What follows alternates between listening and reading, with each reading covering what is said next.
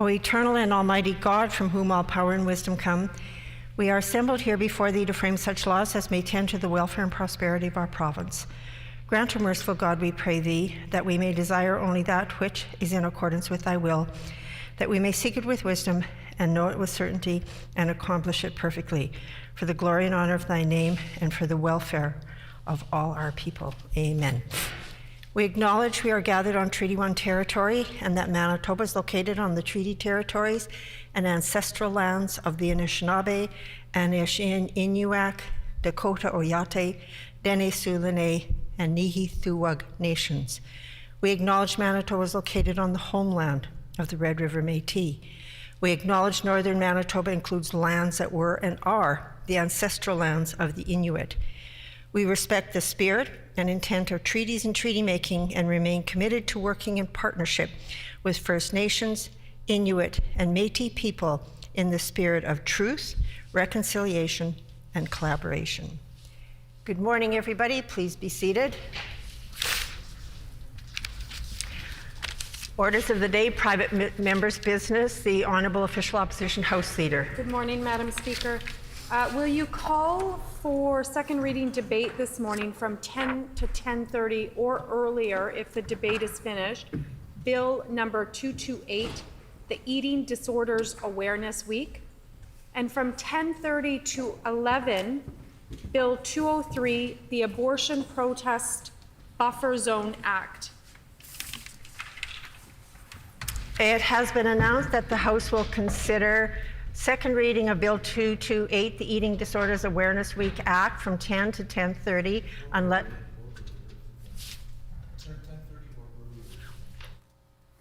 was going to say that.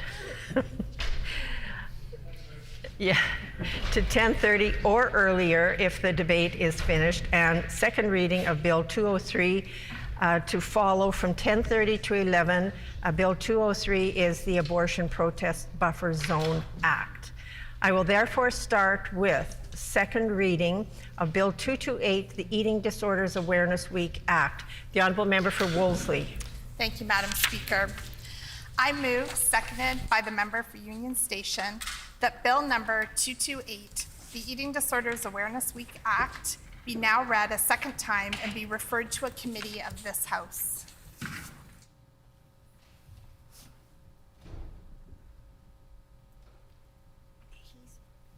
That's who's on my screen.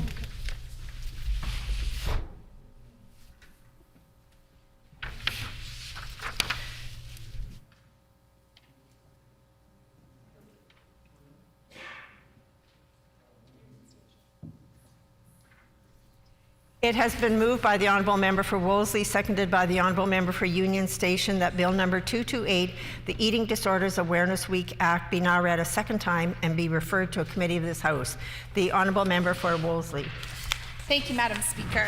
I am excited to stand in this House today to bring forward a bill that has so much personal meaning for me. It's an honor to stand here knowing that I'm representing so many people from across Manitoba who want Eating Disorders Awareness Week to be recognized, including the 230 Manitobans who signed petitions earlier this year. I've referenced my work as a councillor in the past, but members of this House likely don't know that I was a councillor in an eating disorder treatment program for the last 10 years before I was elected to the Legislature. I ran for election first as a trustee and school trustee, and then as an MLA, driven by my desire to address gaps in mental health funding and policy. As an opposition MLA, I can't compel this government to invest more money or begin to seriously address the years-long waiting list for eating disorder services and other mental health issues, but I can bring forward a bill that will highlight the importance of these issues and validate the experiences of those affected by eating disorders. Madam Speaker, in 1986, 40 people from Canada, the US, and the UK gathered to talk about organizing an International Eating Disorders Awareness Week, or EDA. 2 years later, the National Eating Disorder Information Centre became the national coordinator for EDA, and various advocacy groups in Canada started recognizing it yearly during the first week in February. Here in Manitoba, the Women's Health Clinic has been hosting EDA events since 2010 and community education on eating disorder for many years before that. Some of the Women's Health Clinic community are my guests in the gallery today. I also want to recognize my guests, Elaine and Rick Stevenson. They have been passionate and persistent advocates and fundraisers for eating disorder prevention and treatment throughout the past 20 years, since they lost their precious daughter, Alyssa, to an eating disorder. When I worked at Women's Health Clinic, we aimed to get provincial recognition for Eating Disorder Awareness Week. I want to sincerely thank the member for Steinbach because when he was health minister, he did respond to our advocacy letter about EDA by issuing a statement and gave EDA that recognition in 2017. The encouragement meant a lot to those of us working in the field. However, this bill aims to build on that and make EDA a recognized week annually so that Manitoba can take its place alongside the 7 other provinces and territories where EDA is formally recognized. Madam Speaker, Eating Disorder Awareness Week creates an opportunity for Manitobans to increase their understanding of this life-threatening illness.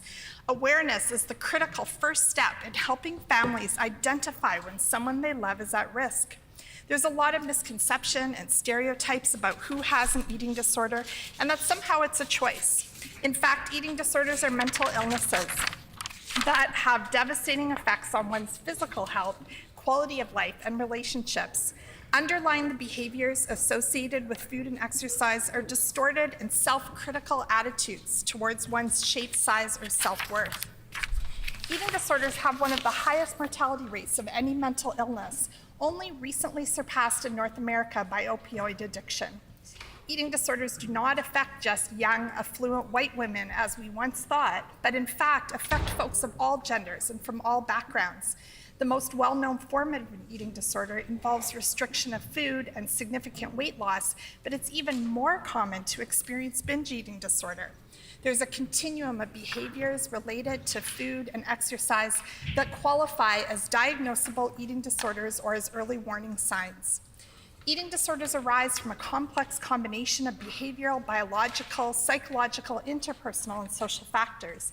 Each person's story is different, but common threads include personality traits like perfectionism, or experiences of trauma leading to low self-worth, or those who can't cope with life transitions or losses. People who have difficulty identifying and regulating emotions are often at risk. Those who experience depression and anxiety are more at risk, and rates of substance abuse are higher among those with an eating disorder than in the general population. Eating disorders are also prominent within athletes, particularly activities where body shape or size is judged, such as gymnastics or ballet, but also common in many other fields. EDA provides an opportunity for education about how eating disorders impact people across the gender spectrum, people of all sexual orientations. Eating disorders impact disabled folks, people with other chronic illnesses, Black, Indigenous, and other racialized people. They impact people of all sizes and body types. Eating disorders develop within a context of society and media portrayal of an impossible and very narrow, limited idea of what a healthy, acceptable, or attractive body looks like. The pressures on young people at an increasingly early age to be thin and pretty or bulked up and fit only continue to increase year after year. Some children experience stigma, bullying, or even pressure from well-meaning adults when they are labeled fat or obese at a young age, and their desperation to mold their bodies into something acceptable can lead to an eating disorder. In fact, research has clearly shown that early dieting in teens and children is disordered in nature, and that the diet cycle itself in people of all ages can lead to an eating disorder. Eating Disorders Awareness Week can be a tool to bring attention to the socio-cultural determinants that contribute to the development of eating disorders. These include the social pressures, but also things like food and income security, housing inequities, and a lack of mental health services. Another factor is systemic oppression that affects how people view their own bodies. This, of course, includes experiences of racism, homophobia, transphobia, misogyny, sexual harassment, or exploitation. The science on eating disorders continues to evolve. Only in the past decade has binge eating disorder become better understood, and we know that it's directly tied to episodes of restrictive eating. Whether or not that restrictive eating was from chronic dieting or a childhood lived in poverty without access to regular meals, We know now that the brain is a powerful defender of our body's well-being, and no matter what caused the hunger and the brain's sense of starvation, the brain can compel a person to eat well beyond what is comfortable or needed. With this deeper understanding, it's clearer now why people who have not had access to adequate nutrition for any reason are more at risk of developing an eating disorder in response. Eating disorders sometimes provide a sense of control. People might use food or exercise as a form of discipline or punishment, or to maintain a sense of order when their lives are chaotic. Eating disorders can provide temporary comfort. Despite the cost to health, relationships, and loss of opportunity, eating disorders fulfill needs that people haven't yet learned to meet elsewhere. Familiar rituals can be soothing. They help people cope with intense emotions and provide comfort. Treatment is not just about regulating eating, but must address the underlying issues that motivated the behaviors and must help people learn new ways to cope with emotions and challenges. Eating Disorder Awareness Week may help medical professionals become more knowledgeable about eating disorders. Medical training is very limited when it comes to education on this topic, sometimes as little as only a few hours. What that means is people are often misdiagnosed. If they are not thin, or they're Indigenous, or Black, or male, or trans, they're even more likely not to be diagnosed because of stereotypes about what someone with an eating disorder looks like. Even when medical professionals know what's happening, they don't always feel equipped to deal with it. EDA is important to bring awareness to the lack of services and supports, especially in rural and northern communities. Lack of internet access, local services, and culturally relevant services are all factors. Manitoba's treatment services are centralized in Winnipeg at HSC or Women's Health Clinic, and the wait lists are very, very long, having grown even longer throughout the pandemic. HSC's adolescent treatment program has the resources of a half-time psychologist, and according to the medical director, the similar program in Ottawa has 10 psychologists. Eating disorders have been sorely underfunded in Manitoba for many years. Many people access private services or simply go untreated. Families have sometimes remortgaged their homes to spend the many thousands of dollars a month it costs to send a loved one to a private program in the US or another province. Many people with eating disorders become poor through lost earnings or lack of paid sick days from work, but sometimes their families also spiral into debt trying to get them care. Madam Speaker, I have a lot of passion on this issue, and clearly I have so much more to say, but I know that I'm running out of time. I have no doubt that folks on all sides of this House have known families to struggle with this pervasive issue and would welcome the opportunity to learn more. However, I will conclude by saying that we can all do our part to help prevent eating disorders by treating all people with dignity and respect, regardless of their body size. Through legislation and in our own lives, we can speak up and we can challenge assumptions that equate bodies that are not thin or white or able-bodied with any degree of inferiority. And we can all show our support to individuals suffering with eating disorders, their loved ones, and all of the hardworking care professionals by passing this bill today, Madam Speaker. I look forward to the unanimous support of this House. Thank you.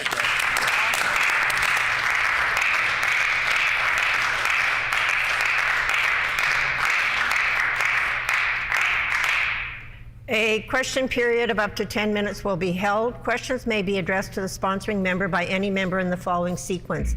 First question to be asked by a member from another party. This is to be followed by a rotation between the parties. Each independent member may ask one question, and no question or answer shall exceed 45 seconds. The honourable member for Radisson. Thank you, Madam Speaker, and I want to thank the member. I had a chance to briefly chat with her on the way in to the legislature this morning, and I'm very grateful for this morning's debate and this bill that she's put forward, this opportunity to discuss this important matter. And so my question for the member is, can she talk about the common stereotypes and misconceptions about eating disorders, and how she feels that this Awareness Week will help promote awareness and education and address those misconceptions? The honourable member for Wolseley. Thank you. I thank the member from Radisson for that question. I grew up on after-school specials, and my stereotype, and probably a lot of other people's stereotypes, were, young, wealthy, white woman, young girl, and unfortunately, that stereotype is pervasive, and yet eating disorders cross all kinds of, every gender. Research didn't happen for a long time, and there still isn't enough research, but that's part of the reason that we're only just realizing how pervasive eating disorders are. The average starting age for an eating disorder in this country used to be the age of 12. We're now seeing that happening younger and younger. And really any group at any time, if you're in a group of people, there's a good chance. The member's time has expired. The honourable member for Union Station. Thank you, Madam Speaker. I want to commend and congratulate the member for Wolseley on successfully advocating for quite some time ahead of bringing this bill forward, and for all of her work in getting to this point today, and all the community members who have advocated alongside her for a long time to see this happen. And I wanted to ask if the member could share with us why this bill is so important to so many families, healthcare professionals and providers, and just generally to the public. The honourable member for Wolseley. My thanks to the member from Union Station for that question. This is an important bill because it is a starting point. Recognition matters. It matters to the folks who have this lived experience, but it's also an opportunity for education. So, every year during EDA, community groups would promote themselves in the media and try to get interviews and put on workshops. But if we're talking about this at the legislature, then there's more chance that people across the province will know that this is an important issue, that there are services out there, will help them. Maybe parents will be quicker to identify issues, children at risk in their own homes, or to learn about some of the ways they can prevent eating disorders. The member's time has expired. The honourable member for Tyndall Park. Thank you, Madam Speaker, and I'd like to thank my colleague from Wolseley for bringing forward this bill this morning. I was wondering if she could walk us through the process of how a person is formally diagnosed with an eating disorder here in Manitoba. The honourable member for Wolseley. Thank you. I thank the member from Notre Dame for that question. Not Notre Dame, my apologies. Sorry. I'll just answer before I run out of time. I can't tell you that in 45 seconds, but I can tell you that there are a couple of processes. If it's a child or adolescents, they would go through either the Health Sciences Service for that diagnosis. An adult may come through Women's Health Clinic or Health Sciences. Individual practitioners can also make that diagnosis, but there are not many individual practitioners trained or practicing in this field. And people can self-diagnose because they can recognize the symptoms based on the criteria in the DSM and present The themselves. member's time has expired. The honourable member for Dawson Trail. Can the member touch on some of the known risk factors of eating disorders and how this Awareness Week will address these risk factors? The honourable member for Wolseley. So the risk factors are broad. I mentioned a couple of them. There are certain personality traits that make someone more at risk. Certainly other experiences of mental health issues such as depression or anxiety. I did a lot of prevention work for a long time, and I focused a lot helping parents understand some of the life skills that help protect a child from eating disorders. So learning how to problem solve, learning how to ask for help when they need it, learning self-soothing skills that don't require relying on food or exercise as a way to do that. But another underlying factor is the culture that we live in that has this pervasive idea about what is okay, how a person should look. The member's time has expired.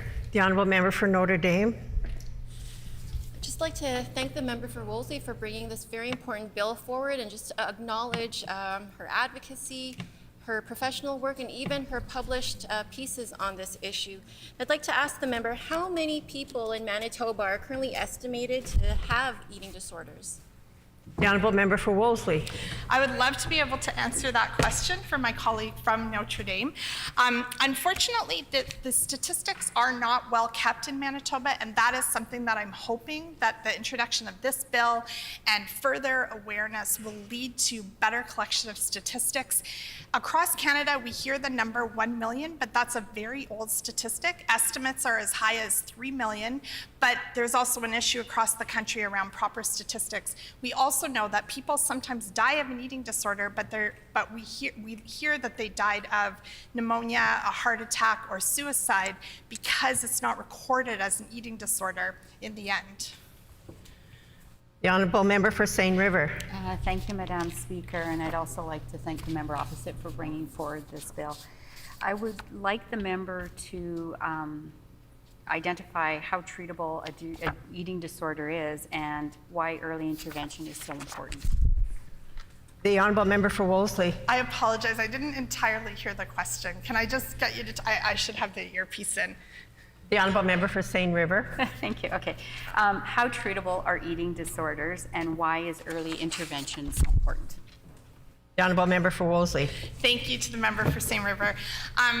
Eating disorders are treatable. We want people to know and believe that they can get well, but early intervention is critical, and that is why funding, programs that are involved in early intervention, funding services that aren't even identified as eating disorder services, but programs that work with young people on body image and self-esteem and cultural, feeling good about their culture and heritage and their identity are also really critical because it helps people to accept who they are. And so prevention and early intervention are the most important areas, and then treatment when people have a full eating disorder are also absolutely The member's critical. time has expired. The honourable member for Notre Dame. I'd like to ask the member, what does this government need to do to meaningfully address this devastating health issue? The honourable member for Wolseley. Thank you, Madam Speaker. I would like to see, with the passage of this bill, a lot more attention paid to eating disorders in this province and to see the funding increase. We know that Manitoba is, per capita, is underfunded on eating disorders compared to many other provinces. And as I mentioned in my speech, very centralized to Winnipeg. And so there needs to be more supports and services, supports for nurses in nursing stations in the north, for mental health workers in other parts of the province. Women's Health Clinic does a lot of that kind of work, but they are ill-equipped. They don't have the funding to meet all of the need to offer those supports. The honourable member for Radisson. Thank you, Madam Speaker. And as I mentioned, we were chatting on the way in, and the member clearly indicated to me that she would really like it if I could ask one particular question. So I'd hate to disappoint her. And so I'll be asking her, who did she collaborate with in the formation of this legislation? Was there any collaboration with eating disorder recovery groups and anybody else in the drafting of this legislation? Please let us know. The honourable member for Wolseley. Thank you, Madam Speaker. Well, we all know that the consultation question is going to be asked, so I appreciate that. I want folks to know that I have spoken with people with eating disorders, certainly around this time and this bill, but hundreds over the years, with their families. More recently, I've also consulted with the National Eating Disorder Information Center and the National Institute for Eating Disorders, as well as local treatment providers and practitioners here in Manitoba. The honourable member for River Heights. Yeah, Madam Speaker, eating disorders sadly have been underfunded for many, many years in Manitoba, which is to the detriment of many people who've needed the services. Can the Eating Disorders Awareness Day be used as a way to acknowledge that there have been underfunding and there needs to be much better funding? The honourable member for Wolseley. Thank you. I thank the member from River Heights for that question. I certainly hope that when we have annual recognition of Eating Disorder Awareness Week, that it becomes part of everybody's knowledge and understanding of one of the really critical mental health services that is required in this province, and that we can, also get better at funding programs that work across a variety of issues. Sometimes it's really hard if you have a substance issue that you need help with and you have an eating disorder, that which program do you go to and how is the knowledge shared? We need to get better at that, and EDOC can help us with more education. The time for this question period has expired. Debate is open. The honourable member for Radisson. Thank you, Madam Speaker, and thank the member once again for the opportunity to speak to this bill.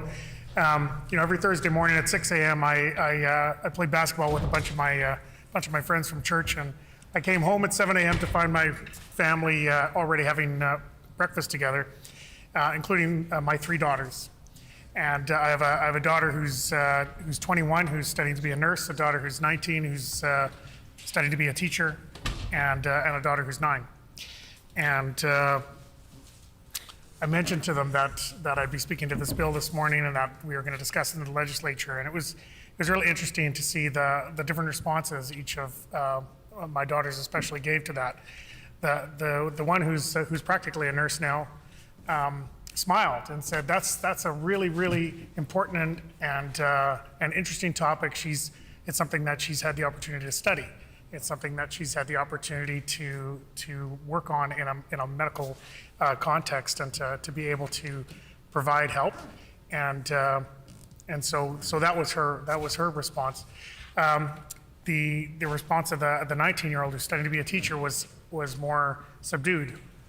She has a friend who's struggled with an eating disorder, and so it's for her it's personal, and it's serious, and it's something that she's had to work with firsthand. And so that was her response. But the response of the 9-year-old was, what's eating disorders? What are those? Confusion, right? She didn't necessarily know, and it's not something that we'd really spent a lot of time speaking with her about, although we've done a lot of the things that I hope parents do to help prepare their children for the barrage that comes with teenage years. And if you think about the messages that so many teenagers, and especially girls, are exposed to and hear about their bodies and about their beauty and their image, it's important, I think, to equip these young girls, especially, to be prepared for that. And so this was a great opportunity. So I want to thank the members, especially because before the bill is passed, the results were already being seen around my kitchen table. We were talking about it. We were educating her about anorexia and bulimia. We were having an impact, I think, on her.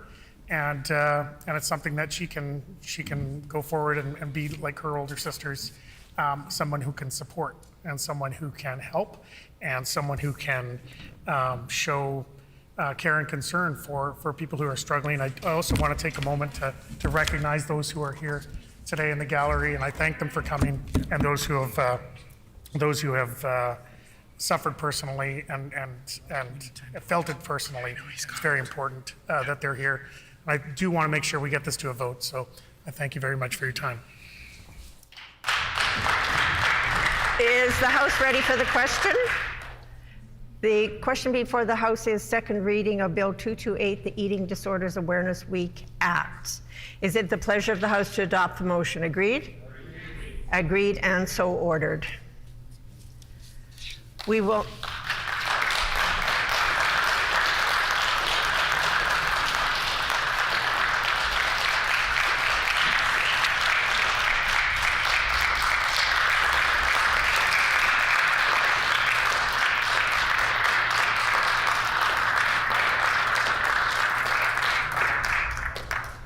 We shall now move to second reading of Bill number 203, the Abortion Protest Buffer Zone Act. The honourable member for St. John's.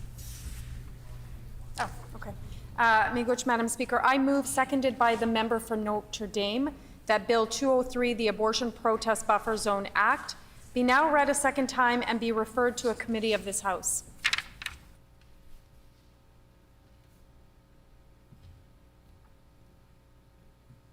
It has been moved by the honourable member for St. John, seconded by the honourable member for Notre Dame, that Bill number 203, the Abortion Protest Buffer Zone Act, be now read a second time and be referred to a committee of this House. The honourable member for St. John's. Miigwech, Madam Speaker. It is my pleasure to get up again in the House. I believe it's either the 4th or the 5th time that I've gotten up in this House on each of the abortion bills that I have introduced in this chamber.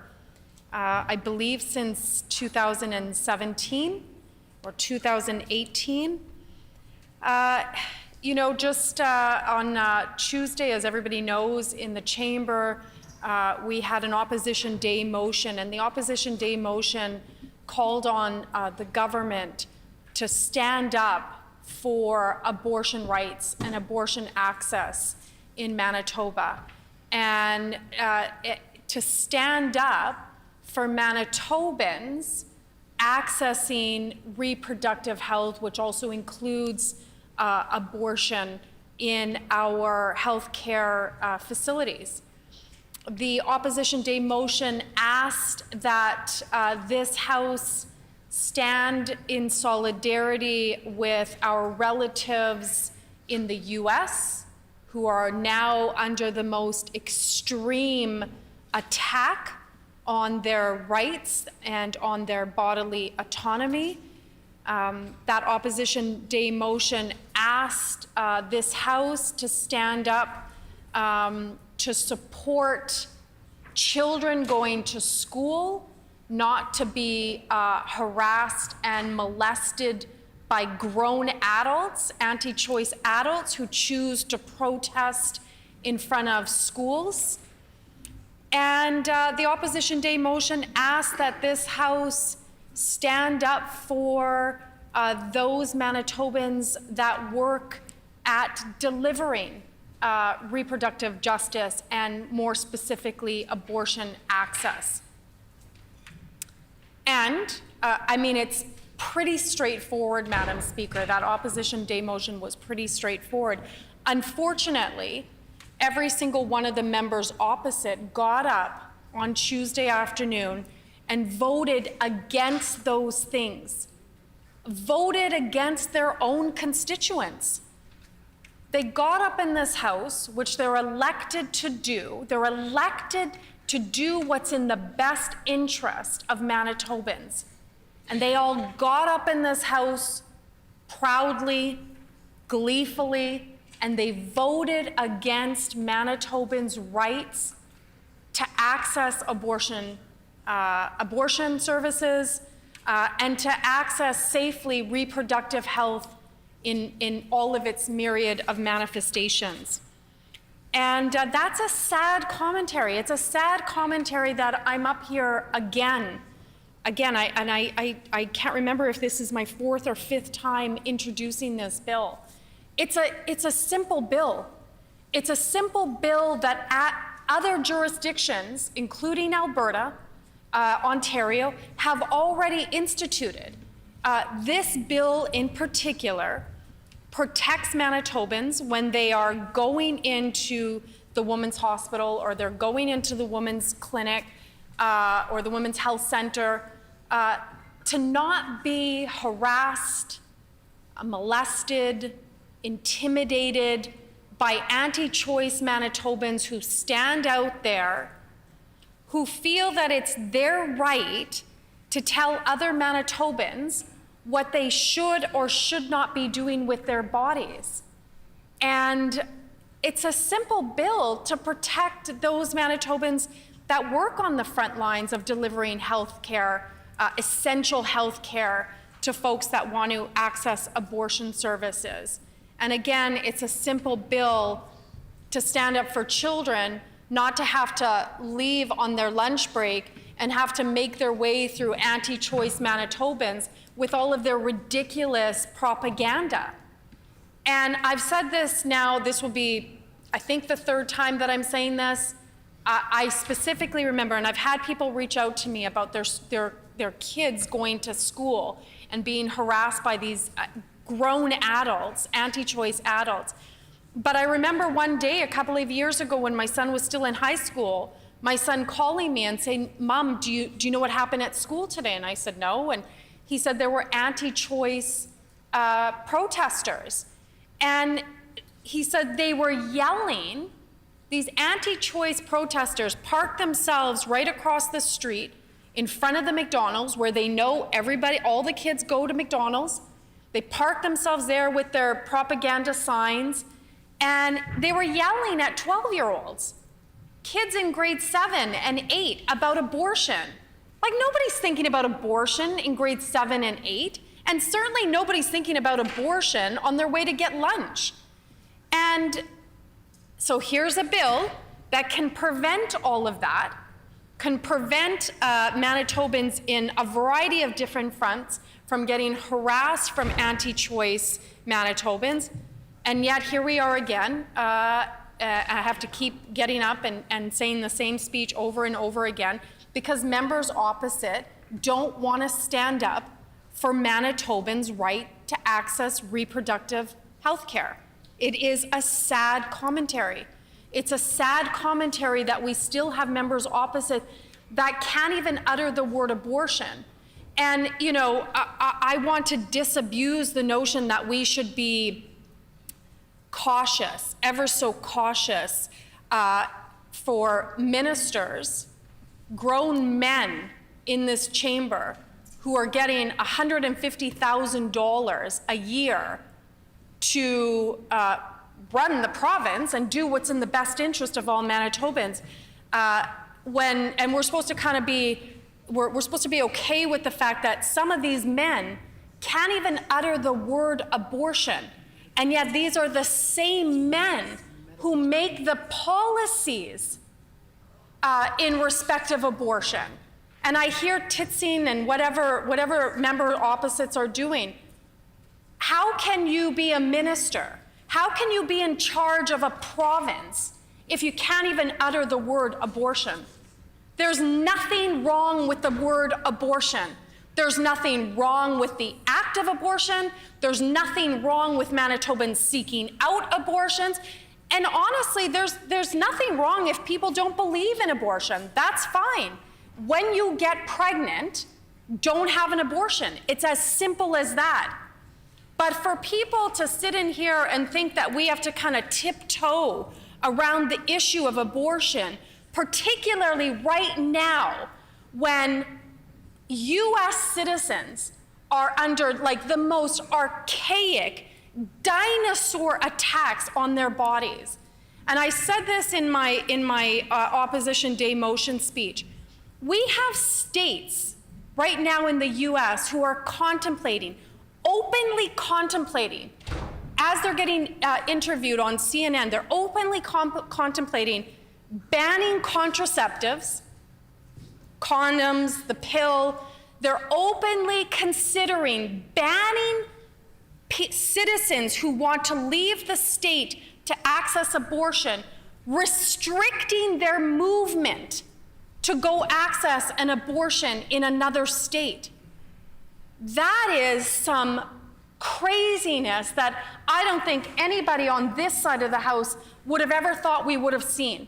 And yet it's occurring. And yet we're expected to kind of tiptoe around the issue of abortion, and we can't be annoyed with the fact that there's men on that side of the House that can't even utter the word abortion. And yet it's these same men that make the decisions that impact on Manitobans' lives. That is ridiculous. And I will say this in this chamber, as I say every opportunity I have, who Manitobans elect matter. Stop electing men that cannot say the word abortion or cannot equitably care about all of their constituents and all of the citizens, even if they don't agree with them. Stop electing these men who have anybody for that matter, that cannot stand up in a time where people must stand up and must show that courage and that determination and that vigilance to protect abortion rights. And so for the fourth or fifth time, Madam Speaker, I'm asking this House to consider supporting the abortion protest buffer zone. Let it pass. Let people be protected when they're accessing abortion services. Miigwech.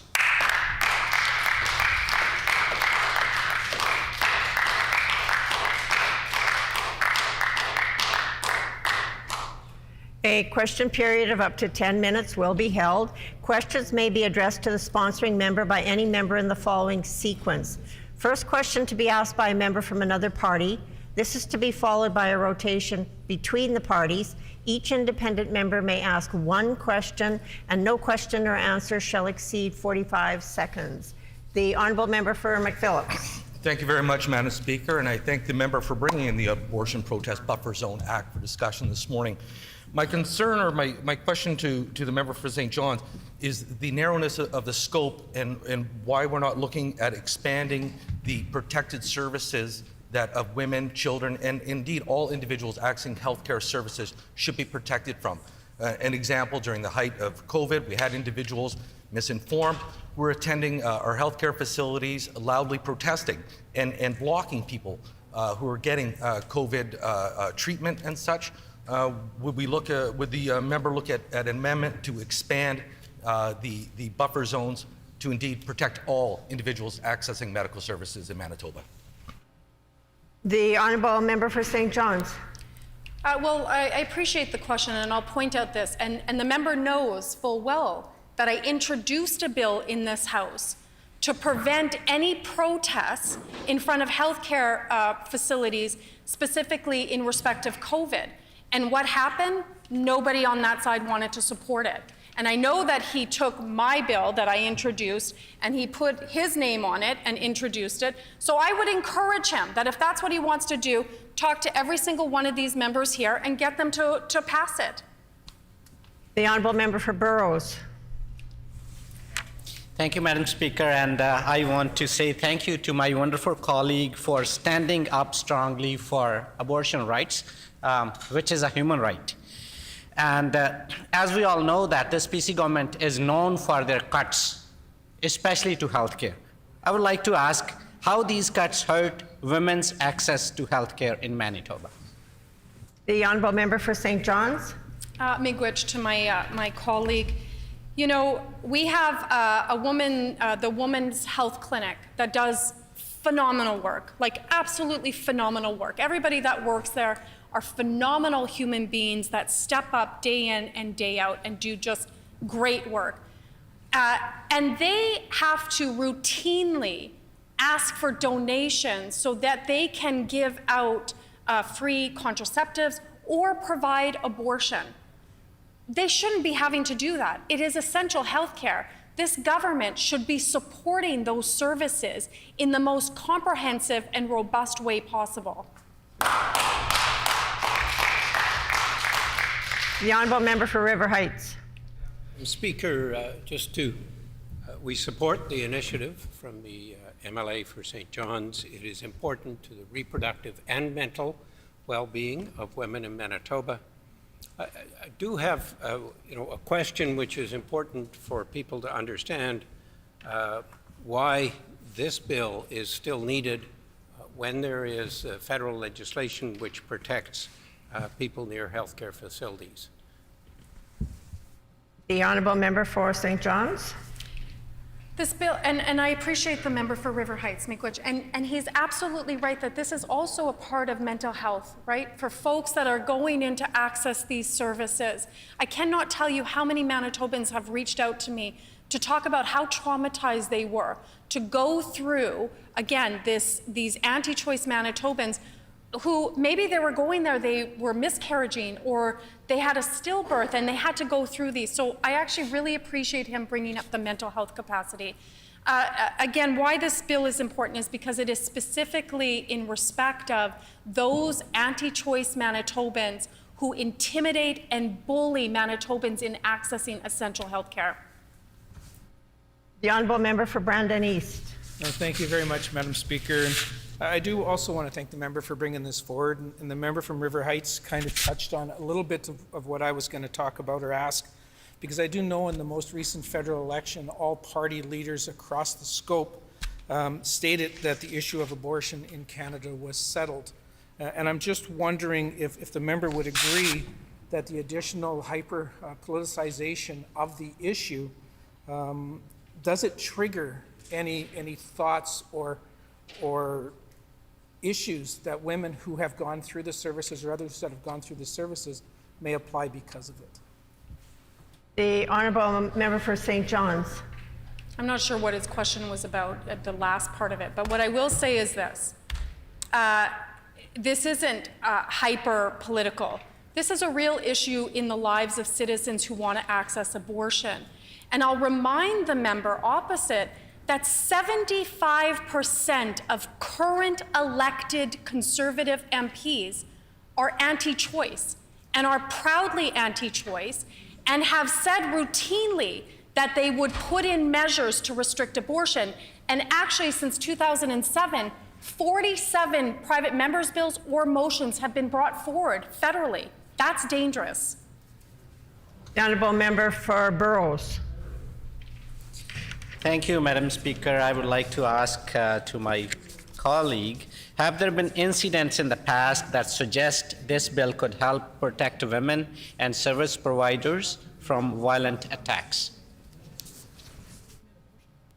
The Honourable Member for St. John's.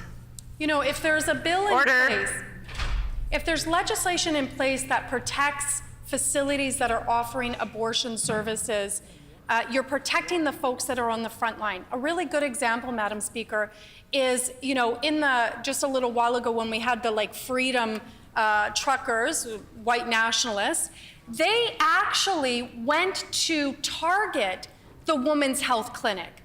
And so here they are, they're talking about my body, my choice, co-opting feminists, intersectional feminists, and activists from years and years and years, co-opting our language to take that language and go and protest in front of the Women's Health Center while they're supposedly fighting for their own freedoms. And this bill would prevent that, Madam Speaker. The Honourable Member for Seine River. Thank you, Madam Speaker. If this bill is inspired by the American court case, why is the member debating American issues when you could have called Bill 39, which deals with immediate issues here in Manitoba? The Honourable Member for St. John's. So let me just correct the member.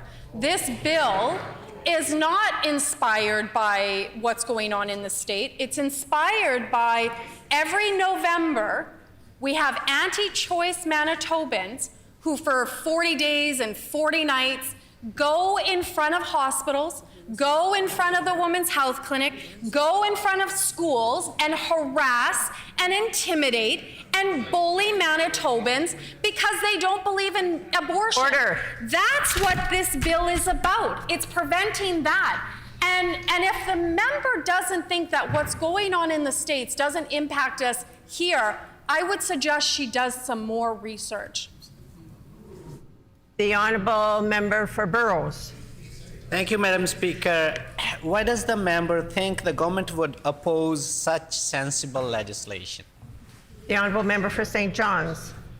That's a good question. I don't know why people who have been elected to represent all Manitobans, even those Manitobans who don't agree with them, I don't know why these members would year after year after year fight against a bill that would protect Manitobans. The only thing that I can say is that they want to capitulate to their base and that many of them are probably anti-choice themselves. The Honourable Member for McPhillips. Thank you very much, Madam Speaker. Madam Speaker, to the member for St. John's, in her speech, she made reference to a particular incident involving her son and a protest at McDonald's in which pro-life or anti-choice, in her words, demonstrations were occurring. How would this bill, Bill 203, the abortion protest buffer zone, protect the students at McDonald's? Because my understanding, if I read the bill right, is at healthcare facilities and schools. So I'm just wondering, how does her bill extend and protect all students? The Honourable Member for St. John's. In the bill, we've provided a buffer zone. So in this case, that McDonald's, it would have been, it would have been within that buffer zone. They wouldn't have been allowed to set up where they set up, which was directly across from the school. And so this bill protects children who are attending school, living their best lives, from not being harassed and bullied and molested by anti-choice Manitobans. The Honourable Member for Burrows. talking about buffer zones, do buffer zones infringe on the right of Manitobans to protest? The honourable member for St. John's. Absolutely not. And as I've said, I don't know how many times I've said it, anti-choice Manitobans can protest all they want. They shouldn't be protesting. Like, why you're protesting what I do with my body and when it's none of your business is beyond me. But I always encourage anti-choice Manitobans, you're more than welcome to come to the Ledge. We love protests here at the Ledge. Come on down anytime you want. That's why we're here. You're not harming anybody. You're not bothering anybody. Come here, protest all you want. Leave schools and healthcare facilities and those on the front lines alone.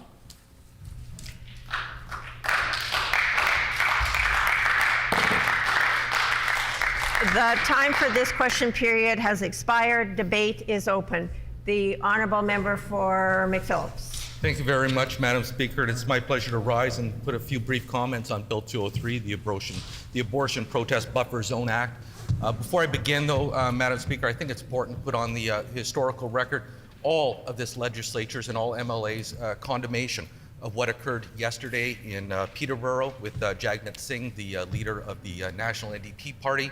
If members aren't aware, Mr. Singh was subjected to a horrendous amount of verbal violence and borderline physical violence, all caught on tape. Mr. Singh showed admirable courage in dealing with this, but I think as a collective legislators and as elected officials, we all need to stand in solidarity to ensure that that does not occur in our society. So to that, Madam Speaker, I just wish my best wishes to Mr. Singh and let him know that this legislature supports him as an elected official and his rights to do that unmolested, not harassed or be intimidated. Madam Speaker, I recently had the great fortune of visiting Poland and Ukraine, Madam Speaker, so I understand the privilege that we have in this legislature, especially in light of what's going on overseas. Madam Speaker, we've seen the news and I saw on the ground what is happening over there. We see women being used as they often are used in times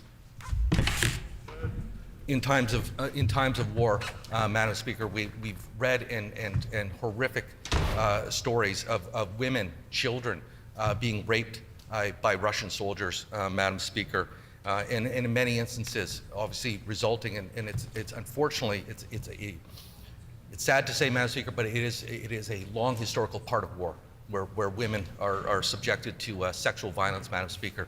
And so absolutely, I mean, whether you're Ukrainian women, whether you're a Polish woman, whether you're a Canadian woman, absolutely your right and your reproductive rights need to be respected, need to be enshrined, and need to be in all ways understood as your fundamental rights, Madam Speaker.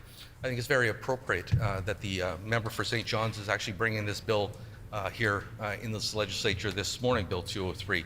It is, as many members know, it is Moose Hide Day, Madam Speaker. I proudly wear the moose hide, Madam Speaker. The moose hide was created approximately about a dozen years ago, Madam Speaker, and it is about recognizing violence towards Indigenous women and Indigenous children, Madam Speaker. And more importantly, it's about standing up for Indigenous women and children and speaking out against violence towards them, Madam Speaker. What the member for St. John's and her comments and in her speech is often referring to is that verbal violence that women can experience and do experience at times when they're accessing their fundamental reproductive rights, and as the member says, and I'm not afraid to say it, their right to access an abortion here in Manitoba and in Canada, Madam Speaker. So I think it's most appropriate that we have this discussion, Madam Speaker. My concern, and some of the concerns with the bill, Madam Speaker, is the narrowness of the scope, Madam Speaker. And when we look at and fundamentally that absolutely we need to protect all individuals, whether a woman is attending a healthcare facility to receive an abortion, whether a woman is attending a healthcare facility to get cancer treatment, Madam Speaker, whether a child is attending, to have their arm set being broken, or a gentleman is there, to have a stent put in, Madam Speaker. All these individuals, any individual here in the province of Manitoba accessing any medical service should be fundamentally protected to access that service without being harassed, without being molested, and without being intimidated by any individual, whether state sanctioned or not. Now, the dilemma always is, Madam Speaker, when we have these discussions, and is the issue of freedom of speech versus, the protection of a woman's fundamental right to access abortion, Madam Speaker. I do appreciate that obviously there has to be, and there is, limitations on freedom of speech. You simply can't go into a movie theater and yell fire. It's just not obviously allowed, Madam Speaker. And to that end, Madam Speaker, ensuring, the buffer zone, whether it's 50 meters or 150 meters, in order to provide that safety and that security. As noted by my colleague, the member for River Heights, there is not only is there is a physical aspect to the abortion discussion, but obviously there is a mental health aspect to the abortion issue, Madam Speaker. And any individual, again, accessing an abortion here in Manitoba does not need to be put under that extra pressure. Madam Speaker, they have made a decision. It is their right to make that decision, Madam Speaker, and these decisions do not come easily, Madam Speaker, and they're not always done exclusively by the woman. There are many instances where the woman will have a partner, Madam Speaker, and those choices are made together in a decision that they feel is in their best interest as a couple. But again, fundamentally, and at the end of the day, it is a woman's choice, Madam Speaker, as to whether or not they want to access abortion services here in Manitoba, or indeed anywhere here in Canada, Madam Speaker. So we need to ensure, though, Madam Speaker, that any service that a woman, whether it is abortion or pre or post-op pregnancy, that they are fundamentally protected from accessing those services, that they're fundamentally allowed to access any medical service here in the country or in the province without harassment, without intimidation, and without any kind of being molested as they attend these, Madam Speaker. Because we can see, we are already dealing with, in many instances, vulnerable people, Madam Speaker, who have already made, in many instances, a difficult choice, Madam Speaker. The necessity of some individuals to attempt to shame an individual who's made this choice is incomprehensible to myself, Madam Speaker, as a legislature and as an individual, Madam Speaker. But we need to take a look at, Madam Speaker, at how do we widen the scope of this protection? How do we balance that right to protest, that right of individuals who we don't disagree with, or who we may not always agree with? And I know the member for St. John's made that reference, that we need to support and we need to represent all our constituents, Madam Speaker. And there are going to be constituents on both sides of the issue, Madam Speaker. Now, how do we balance those out, Madam Speaker? Now, absolutely, we need to make sure that there is that freedom of any individual accessing any medical service here in Manitoba, that they... Order, please. When this matter is again before the House, the honourable member will have 2 minutes remaining. The hour is now 11 a.m. and time for private member's resolution. The resolution before us this morning is the resolution on calling on the provincial government to develop better policies to protect youth in sports, being brought forward by the honourable member for St. Vital. And prior to that, we will deal with some House business. The Honourable Official Opposition House Leader. Miigwech, Madam Speaker. Pursuant to Rule 33(8), I am announcing that the private member's resolution to be considered on the next Thursday of private members' business will be one put forward by the honourable member for Wolseley. The title of the resolution is Calling on the Provincial Government to Invest in Public Healthcare Nurses. It has been announced that pursuant to Rule 33, Bracket 8, that the private member's resolution to be considered on the next Thursday of private member's business will be the one put forward by the Honourable Member for Wolseley. The title of the resolution is Calling on the Provincial Government to Invest in Public Healthcare Nurses. I will now then move to the private member's resolution and call on the recognized Honourable Member for St. Vital. The Honourable Member for St. Vital. Thank you, Madam Speaker.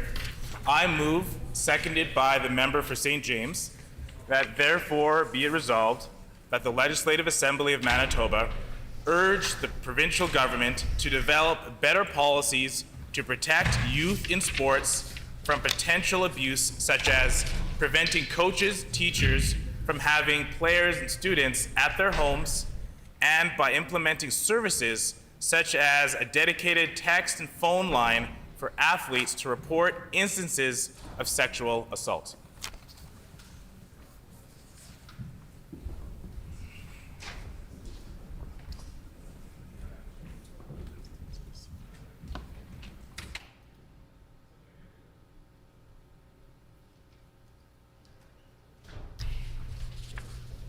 It has been moved by the Honourable Member for St. Vital, seconded by the Honourable Member for St. James. Therefore, be it resolved that the Legislative Assembly of Manitoba urge the provincial government to develop better policies to protect youth in sports from potential abuse, such as preventing coaches, teachers from having players, students at their homes, and by implementing services such as a dedicated text, phone line for athletes to report instances of sexual assault. The Honourable Member for St. Vital. Thank you very much, Madam Speaker.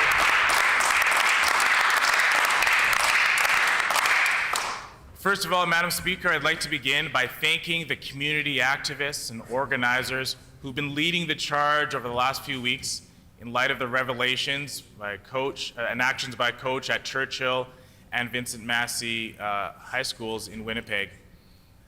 These community activists have been leading the charge to push this movement forward, to find ways to protect our student athletes, and so I thank them and welcome them here to the chamber today.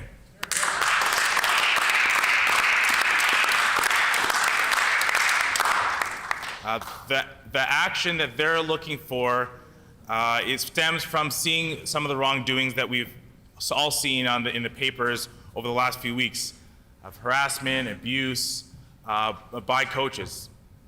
What we've seen in the paper also extends more broadly to other areas and other sports. We've seen stories of abuse in sports at Brandon University.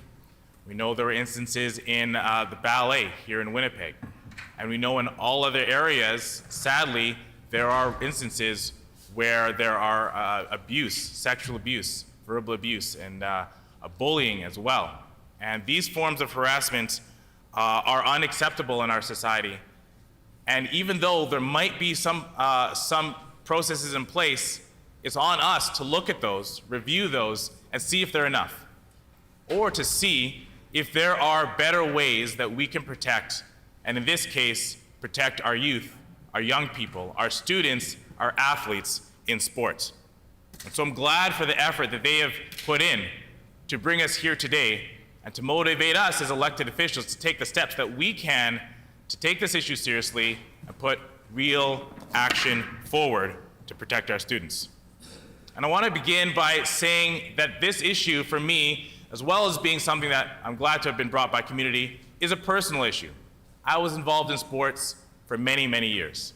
All through my junior high, high school days, I was an athlete and played as many possible sports as I could touch. And after high school, I was glad to play sports through university with the Winnipeg Rifles and the Manitoba Bison football team. And today I'm actually wearing a ring that I haven't worn in many years. This is my provincial high school championship ring that I proudly wear in solidarity with athletes around our province who are doing their best, not just in school, not just in their community and home life, but also in sport, to create for themselves a well-rounded person and being in our province. And I also coached in sport for many years. I coached basketball for nearly a decade. And through all those experiences, I can honestly say the coaches I had, the mentors and leaders I had in sport, I trusted them. I believed in them. I wanted to work as hard as I could for those coaches and put my best effort on the field for them and for my teammates, and as well as for myself. But through that time, and through that trust that I had in my coaches, it became obvious and clear looking back retrospectively that if something had happened, I would have been completely blindsided because I would not have expected it from any of my coaches. I would have not expected to have an abuse brought on me. I would not have seen it coming. I wouldn't have been aware of the issues of grooming. I wouldn't have been aware or been able to prepare myself for that reality. And I'm fortunate to have not had that experience. But it makes it even more clear and more of a reality and more importance as to why student athletes need protection. Because they are vulnerable, because they trust their coaches and believe in them, and because that victim, being a victim of this, is not just a victim of the abuse itself, it's a victim of that trust that you place in these people of authority, like the coaches and the leaders in our community. And so we look today to see what is in place, to see whether there are enough protections for these people, for our student athletes. And we see that there is a gap. There are gaps in our system. There are processes in place, but we can do more. We can simply do more. And so I want to talk about some of the things that we can do. We can do more to prevent these things from happening. We can call on coaches in our industry, in our province, to support some of the responsible coaching movement pillars. Some of those pillars in the responsible coaching movement include the rule of two, include having coaches not alone one-on-one with a student athlete. That would go a long way to preventing these sort of things happen. We call on today also, obviously it's inappropriate for having coaches invite students and athletes into their homes for these sort of meetings. We know that that's obviously not the only place where it's inappropriate for coaches to have interactions with their students, but that is a significant one, and that should be avoided. We know that through that rule of two also comes with proper background screening, something that we do have in Manitoba, but we can look at whether that can be rebuffed and improved. And we also know that ethics training is essential for coaches, and that makes up some of those three pillars of responsible coaching. And that is important for us to look at. We also need to look at education, not just through these education for coaching, but education for parents and for student athletes as to what grooming looks like, and when it's not okay for your son or daughter, your child, your student athlete, to go to an event with a coach, go out for Slurpees with a coach, and when it's okay to say, no, you shouldn't do that, and that's not appropriate behavior. And as we educate students and parents, we also need to provide for them an opportunity to speak out. And the next thing we need to do is have a reporting mechanism for our student athletes, other teachers, parents, community members to report where they see these sort of things occurring. When they get that sneaking suspicion that something's wrong, they need to have an avenue, an easy avenue, an accessible avenue for them to report these behaviors and be listened. Because we know that there is a reporting line here in Manitoba. We want to make sure that it is enhanced, that they have the authority and the responsibility to listen to individuals who are reporting these instances of abuse, listen to them, and take action, and have the authority and the responsibility to follow up with them and to take the responsible step to prevent it from happening again.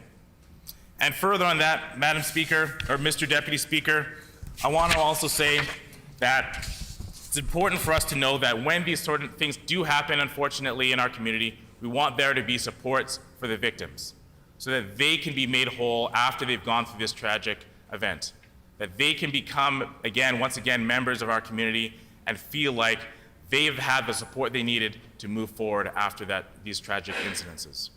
And so I want to conclude my remarks here, Mr. Deputy Speaker, by saying that this issue is a starting point for us starting and moving forward the conversation for protecting our student athletes.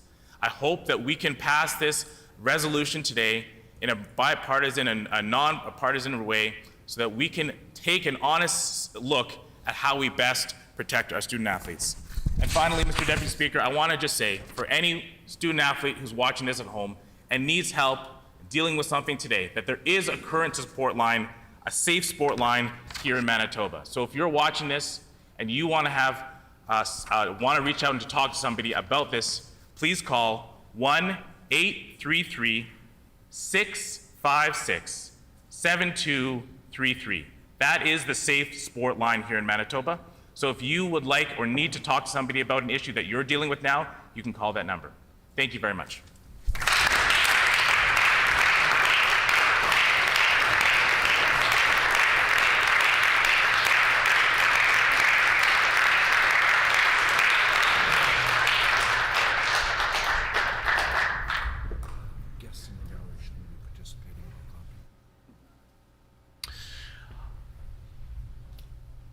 I've been advised of a rule of this House that gallery guests are requested to spectate and not participate by clapping.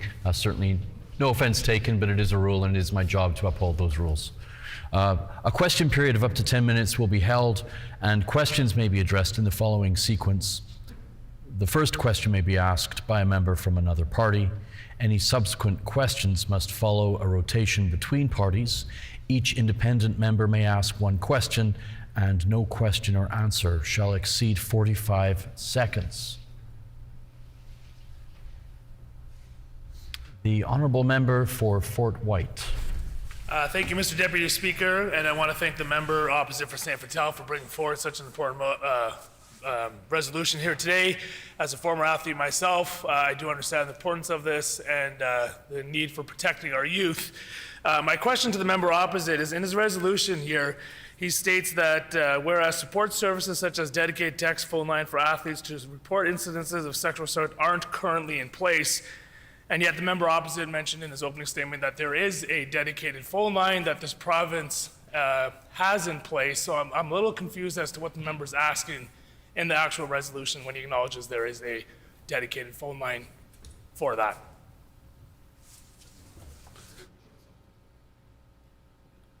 The honourable member for St. Vital.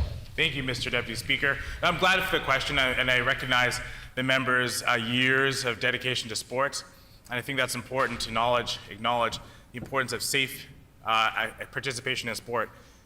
What we can do, we have a phone line in this province, but what we should be doing is enhancing that phone line, making sure that it has the tools, that is funded, and it has not only the ability to go back to victims and their parents and their families to make sure that they get the support they need and get the resolution they need, but also investigate and follow up on these cases so that they don't happen again and that the proper steps are taken.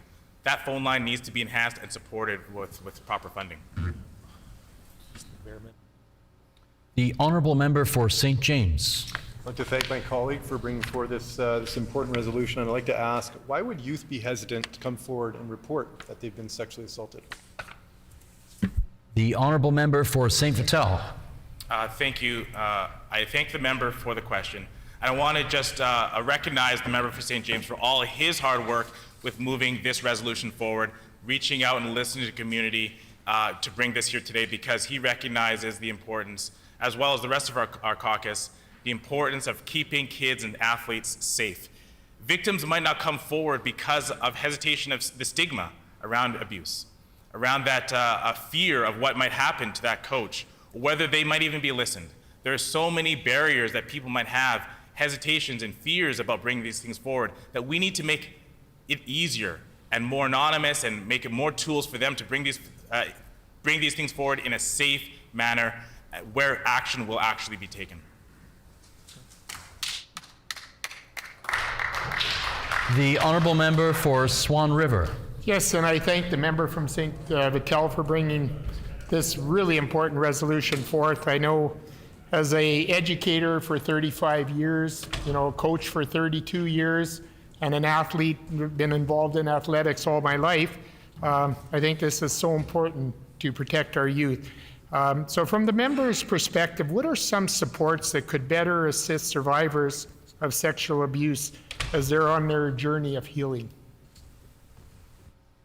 The honourable member for St. Vital.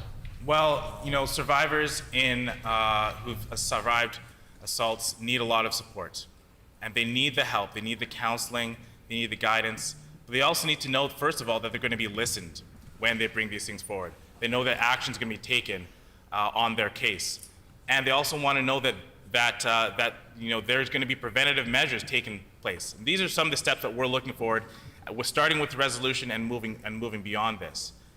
We want to make sure that all students and athletes are safe as possible, and that starts today. And I hope the member, with his long history in sport, can support us in this resolution today. The honourable member for Tyndall Park. Thank you, Mr. Deputy Speaker, and I'd like to thank my colleague from St. Vital for bringing forward this resolution.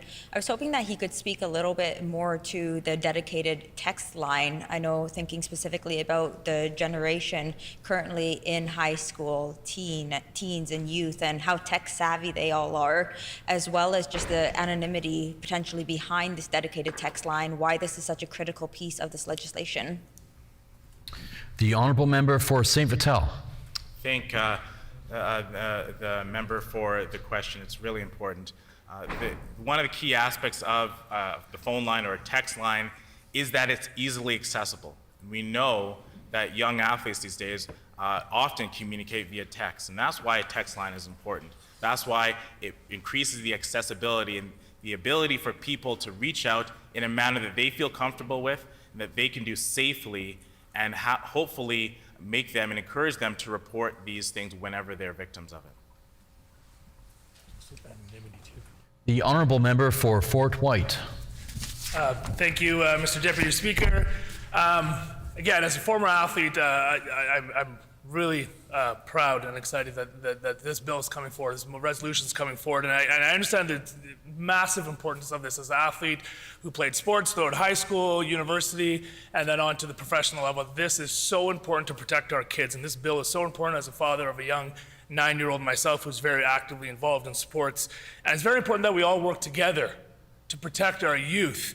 As the member from St. Vital mentioned, that this is a nonpartisan bill, or he wants to move this forward in the hope of this being passed as a nonpartisan bill. But I'm curious as to who the member consulted with when drafting this resolution. The honourable member for St. Vital. Thank you, Mr. Deputy Speaker. It's a real pleasure to have the question again from a former athlete, and I'm hopeful and I'm pleased with his interest in looking at ways to protect our student athletes, and hopefully that starts with his support in this resolution today. We consulted with a lot of community groups, namely coaches, Coach Jordy Wilson from the Winnipeg Rifles. We consulted with Sport Manitoba. We consulted with parents who've been involved with some of the schools that were mentioned. We consulted with people in charge of Winnipeg High School football, and a variety of other people who've, again, told us that there are things in place, but so much more can be done. There are gaps here in our system that we can fill. We have the ability to do that in the legislature today. The honourable member for St. James. I'd like to ask the member for St. Vital, what more can we do to encourage young people to speak out when they see or experience something that isn't right? The honourable member for St. Vital. Thank the member very much for the question. First thing we can do is create safe spaces for them to actually speak out, making sure that they feel like they're comfortable and they'll be supported and listened to if these things happen and if they want to speak out. And it doesn't always have to be the victim themselves. If a teammate, a friend, a teacher, a neighbor, someone sees something that is not happening properly, they can call that helpline and see if they can activate, work on getting the supports they needed where it is. And that's why we want that support line to be enhanced, make it more accessible, and give it the resources it needs to be a successful tool.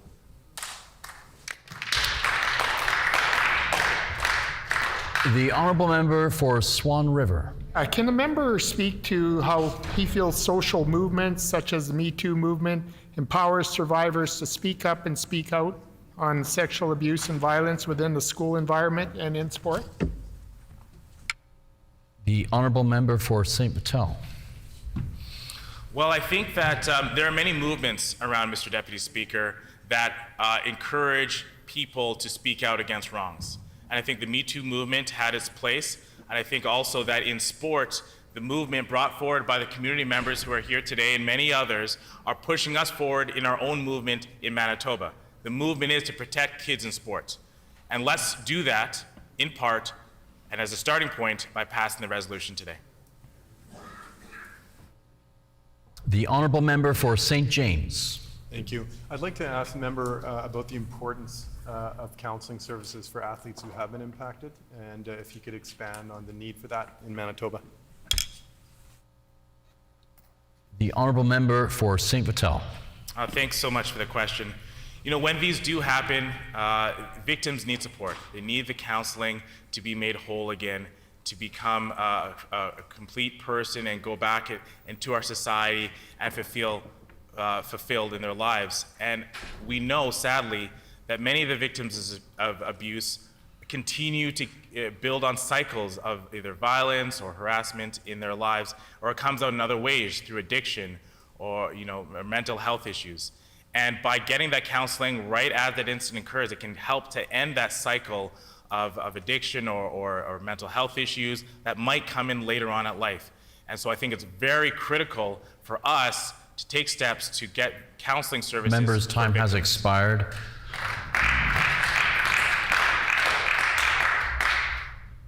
The Honourable Member for Fort White. Thank you, Mr. Deputy Speaker. Grooming. I had never heard of grooming youth in this manner growing up as a student athlete, as a kid playing with friends in high school and university. I never even heard the term of grooming. And now we know that this is a major factor or indicator that needs to be addressed to protect our youth. My question for the member is, what does he see in place for identifying and helping youth identify grooming techniques, and teachers and parents and bystanders for the grooming that is happening to these youth? The Honourable Member for St. Vital. Thank you very much. It's an important question. I mean, I think the fact that the member didn't know what grooming was speaks to the fact that there isn't enough education about it, right? As an athlete, I didn't know what that was, and I think some athletes today don't know what that was and what that looks like and how that feels. And so that's why it's important for us to educate our student athletes onto what grooming looks like, educate parents on what that looks like when it's happening between their coach and their student and their child or their student athlete. And when we educate people on what that looks like, and we provide them with opportunities to report this and call it out, it will hopefully prevent these sort of things from happening and getting to the point where we've seen in the newspaper for the last few weeks. This is about preventing, allowing people opportunities to report where they see it, and then providing support for victims. Those are the things we were presenting in the resolution today, and we hope that all members Member's time has support that. expired.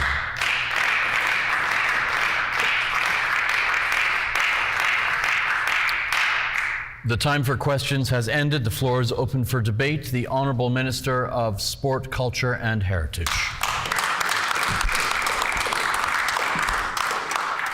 Well, thank you, Mr. Deputy Speaker, and I want to thank the MLA for St. Vital for bringing forward this very important issue.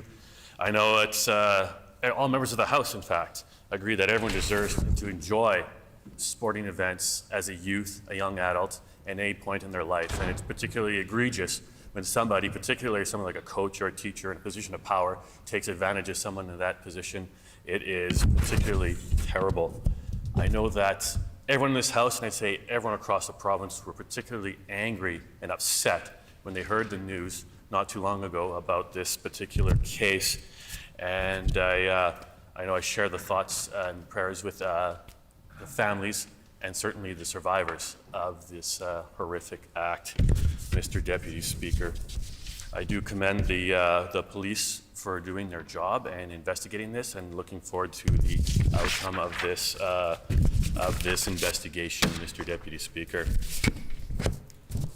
This issue affects, I believe, all Manitobans. I think, particularly in this House here, we'll say that a lot of us have participated in sport, myself included, not only as a young child, but into my young adulthood, and I say that's probably the best years of our lives. And to have somebody come in and actually take advantage or abuse their situation, abuse their power, and sexually abuse a student athlete is absolutely terrible, Mr. Deputy Speaker. It's absolutely inexcusable, and I know that I stand with everyone in the House to say that we condemn that wholeheartedly. Mr. Deputy Speaker, I know that Safe sport has always been a priority for our government, and I know Sport Manitoba in particular. While harassment, discrimination, and abuse have been documented in the sports sector for some time, a renewed focus on safe sport principles gained significant momentum in the lead up to and during the 2019 Red Deer Federal, Provincial, Territorial Sport, Physical Activity, and Recreation Ministers Conference. Addressing harassment, discrimination, and abuse was a key agenda item in the 2019 conference, paving the way for all governments across the country to approve and endorse the Red Deer Declaration. I thank the member for Kelowna River East for her critical role to enforce Manitoba's commitments in this declaration. The Red Deer Declaration calls upon all governments to work collaboratively on making Canada's sports system safer, who all agreed that this is harassment, discrimination, and abuse in sport would become a standing item in all future conferences, and officials were directed to establish a working group to advance safe sport policies and actions. Sports Manitoba and government agencies responsible for amateur sport in our province have already acted upon the government's commitment to support the objectives of the Red Deer Declaration by hosting a Safe Sports Summit 1 month after Red Deer Conference by initiating a review of all the provincial sport organizations' code of conduct. As a result, Mr. Deputy Speaker, our government made it compulsory for all provincial sport organizations to adopt our government code of conduct to ensure all participants, athletes, parents, and coaches are treated respectfully, fairly, and equitably in an inclusive, harassment-free environment. Funding is tied to the signing of this agreement. Sport Manitoba continues to act on our government's commitment. Last year, Sport Manitoba launched a Safe Sport campaign to build awareness and provide messaging to educate athletes, coaches, parents, volunteers, and the general public. This campaign also reinforced messaging to remind and inform people about the safe sport resources that are currently in place. Our government will continue to work with Sport Manitoba and the provincial sport organizations to enhance the qualifications for all coaches and officials that are in place, which include the rule of two, working to ensure that more than one adult is present with an athlete, especially a minor athlete, when in a potentially vulnerable situation. Background screening, including criminal record checks, and respectful and ethics training through the coach development courses, which offer respect in sport and making ethical decisions. Manitoba has been at the forefront of this issue and continues to work with Sport Manitoba, our government agency, and sport partners to keep the dialogue ongoing when it comes to safe sport, best practices, and processes.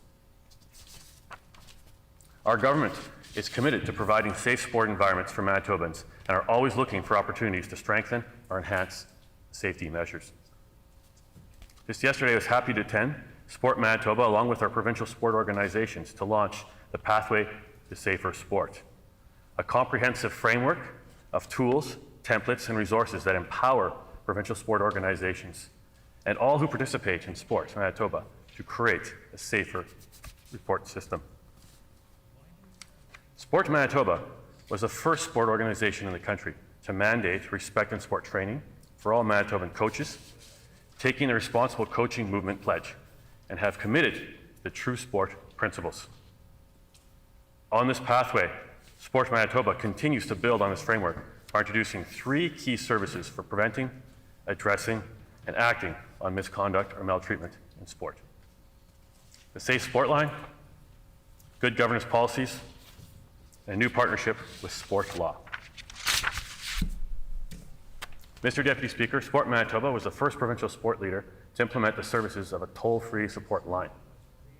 The Safe Sport Line is for anyone experiencing or witnessing abuse, harassment, bullying, or hazing in sport to share their concerns, get advice, and be referred to the appropriate resource for actionable steps towards a safer sport experience. The Safe Sport Line is Manitoba's 24-hour confidential support and referral service for every person involved in sport in this province. Phone number is 1-833-656-SAFE or 7233. We all have a responsibility to report any signs of child abuse. I encourage you all to add the Safe Sport Line to your contacts and your phones. Again, the number is 1-833-656-7233. Mr. Deputy Speaker, through Sport Manitoba, provincial sport organizations have access to the Learning Centre, an online platform which standardized policy templates that support good governance and help them make ethical decisions. These documents were developed by Sport Law and have already been reviewed and tested by other national and provincial sport organizations. Good governance ties directly into effective risk management. With these templates, provincial sport organizations can become more confident and competent in mitigating and controlling their greatest risks. The whistleblower, safe sport, and respect in sport policies are some of the policies that all provincial sport organizations will be required to adopt and implement as part of their annual funding.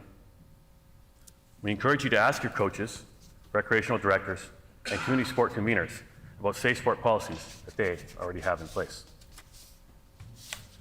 Mr. Deputy Speaker, I want to take the opportunity to thank Janet McMahon and the staff at Sports Manitoba for their ongoing dedication and commitment to ensuring athletes, parents, and all participants in sports have the opportunity to enjoy and appreciate the many healthy benefits of experiencing a safe and active, welcoming sport environment. Mr. Deputy Speaker, as I said earlier, many of us in this House have had the opportunity to participate and compete in sports either in our childhood, our young adulthood, or even our teenage years. And I know that, like I said before, it's some of the best times of our life. And to have somebody abuse their privileges and abuse their positions, to sexually abuse an athlete, a student athlete, or anyone else in their care is particularly egregious. And I know that we all condemn that very action here. I want to say, I mentioned just earlier about the Sport Manitoba's initiative that was talked about yesterday at their news conference. They do, and they are going to be introducing a text line as well. I know that many youth now are particularly tech savvy and would prefer to use a texting line rather than a phone line, and so that's why they're introducing that. And I know that our government's going to continue to work with Sport Manitoba and all the provincial sport organizations to ensure that we have and continue to evolve with the evolving threats that are out there. Mr. Deputy Speaker, we know that together with our government and certainly all the Manitobans, the provincial sport organizations and Sport Manitoba, parents, coaches, volunteers, and that working together, we can help protect our student athletes, protect our students, and protect those who are most vulnerable in these situations. Thank you, Mr. Deputy Speaker.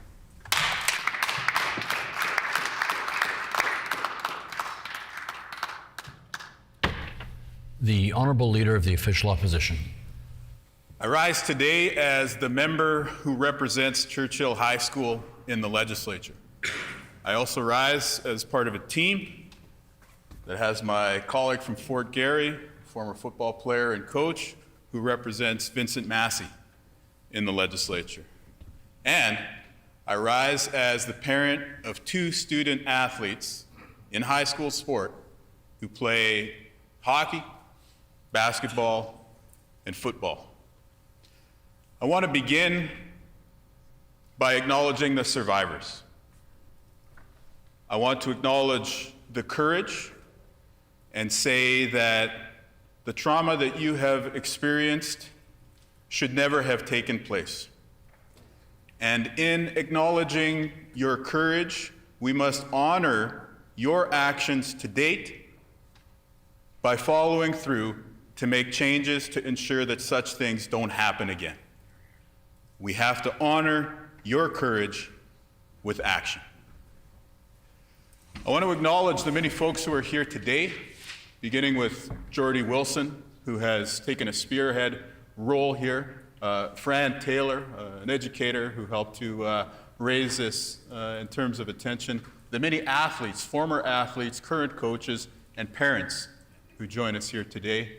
I want to thank you for bringing this forward to my colleague from St. Vital and my colleague from St. James so that they could bring it forward here to the Legislature. This is the People's Building.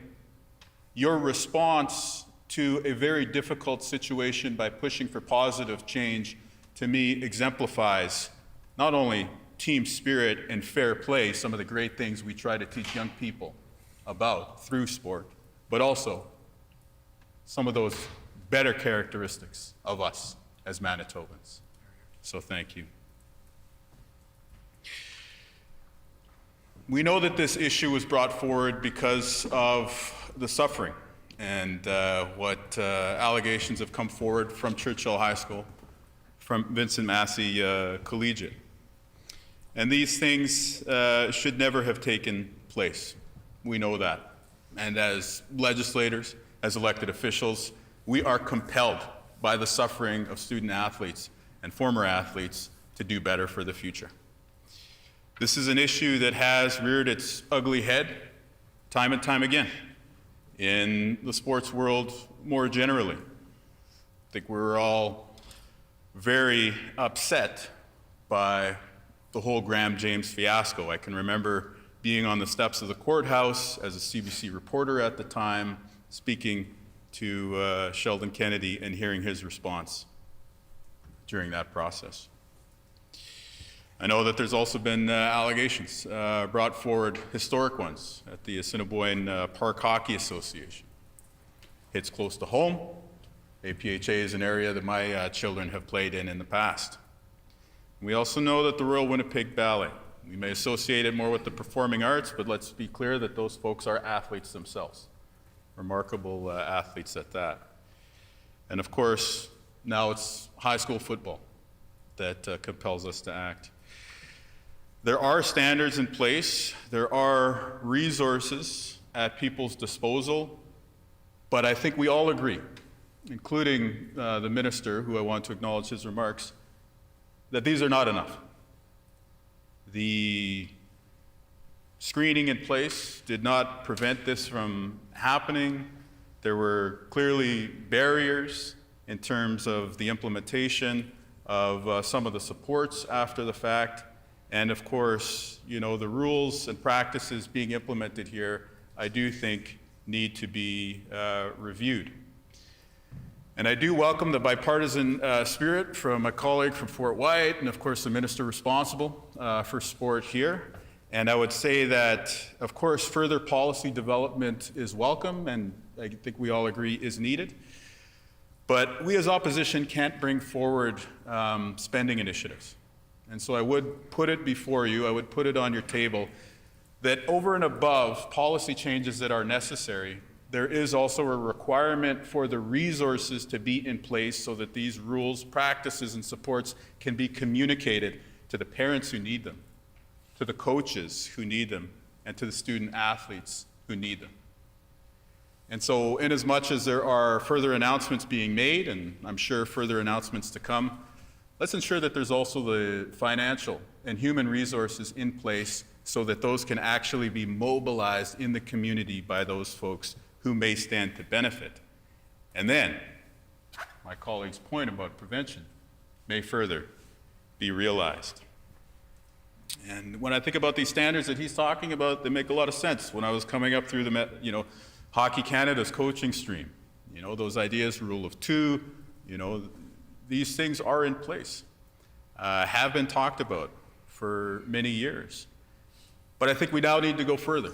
I think Mr. Wilson has made a clear point about there's no reason for a coach to have a student athlete at their home. And I think that that is a very common sense response that we need to follow up on the policy side. And so I think that these are clearly calls coming from the community. It sounds as though we're all standing united behind this issue. And so let's commit to working together to do something that I think we all recognize is important for Manitoba. Because when we get down to it, in considering this issue, we ought to ask ourselves, what does sport mean? What does sport mean to us as individuals, and what does sport mean to us as a community? And to me, I can't give you the Webster's definition of what sports means, but I can tell you that sports are where some of the biggest moments of our lives take place, as athletes, as parents, as grandparents. Rushing onto the field to celebrate the big win, consoling your child after the big loss, these are the moments that we carry forward with us through our lives. Whether that takes place on the gridiron, at the hockey rink, on the baseball diamond, on the wrestling mat, on the basketball court, or in any other sporting venue, there is a sacred trust there. It's a sacred trust that the athlete and the parent invest in the organization, the association, and the coach. And the coaches themselves and the managers themselves, those volunteers, step up and they commit and they invest of themselves because of the beliefs of something greater, the belief of what sport represents to all of us and to our communities. And so with that in mind, let's work together to ensure that everything that is being invested by all parties into this sacred trust, into this venue where some of the most powerful moments of our lives take place, is safe, and that we honor that. So let's protect sport. Let's protect the bond of development between a mentor and an athlete, a coach and the aspiring performer. And let's protect those things by protecting our kids. Miigwech. Thank you.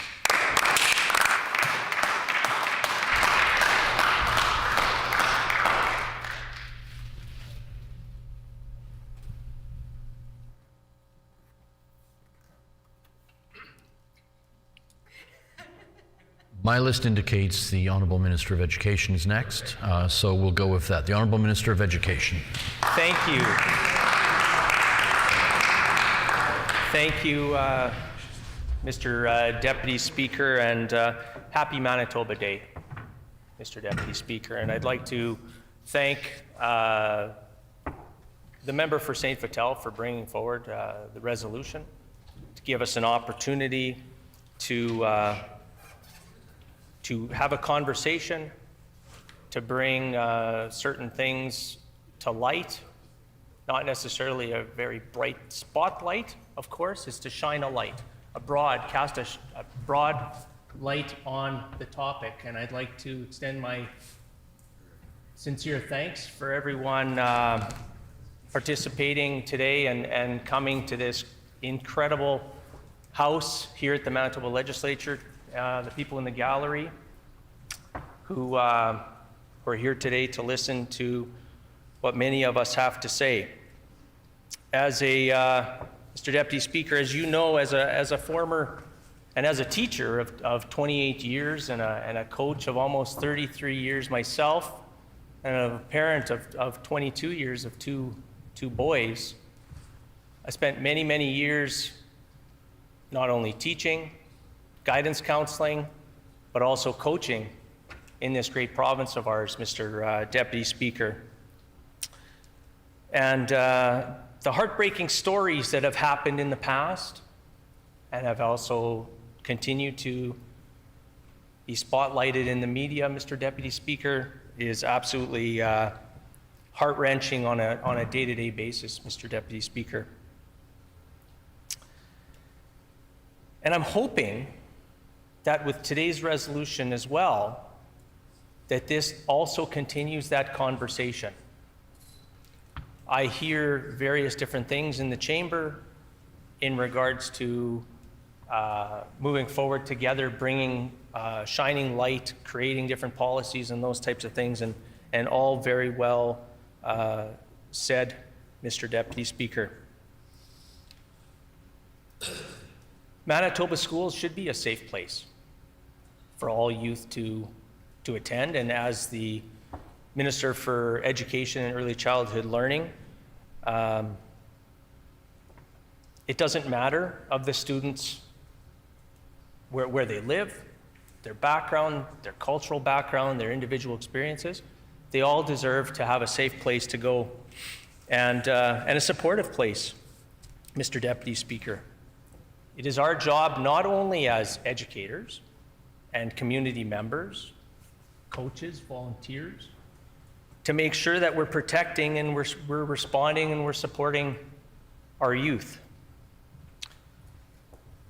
Mr. Deputy Speaker, I take a look at the resolution, and I know that the title is Protect Youth in Sport. But I agree. I think we need to not only protect youth in sport, we need to protect youth from abuse. And there's many different things that happen in the school system and in communities with the help of volunteers and coaches and teachers and parents and guardians, absolutely all the above. Mr. Deputy Speaker, we all play a part. Each and every one of us play a part.